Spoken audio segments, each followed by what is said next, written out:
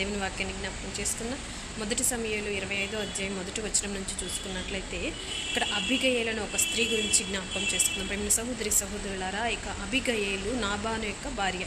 నాబాలు అనేటువంటి ఆయన మరి ఆ యొక్క గొర్రెల బొచ్చు కత్తిరించుకుంటూ ఆ యొక్క పని చేసుకుంటూ బ్రతికేవాడు అనమాట ఆ యొక్క కుటుంబం.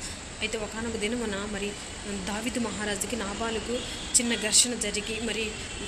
ఘర్షణ జరిగి ఆ యొక్క రక్తపాతం జరగబోతుందని ఆ యొక్క భార్య అబిగయేలు గ్రహించి తెలుసుకొని వివేచన కలిగి వివేకము కలిగి ఆ యొక్క గుర్తించి మరి ఆ యొక్క వారిద్దరి మధ్యలో ఆ యొక్క రక్తపాతాన్ని ఆపడానికి సమయస్ఫూర్తి కలిగి మరి వెళ్ళి ఆ యొక్క ఇద్దరి మధ్యలో జరగబోయే ఆ యొక్క రక్తపాతాన్ని ఆపగలిగిన గొప్ప శక్తిని, జ్ఞానాన్ని ఆ యొక్క కుమార్తె కలిగి జీవించి ఉన్నది. ప్రియమైన సహోదరులారా, ఎవరైనా మరి గొడవ పెట్టుకుంటున్నప్పుడు మరి ఎవరి మధ్యనైనా వివాదం జరుగుతుంది అనుకున్నప్పుడు మనం ఆ గొడవని పెద్దది చేసే విధముగా ఉండకూడదండి.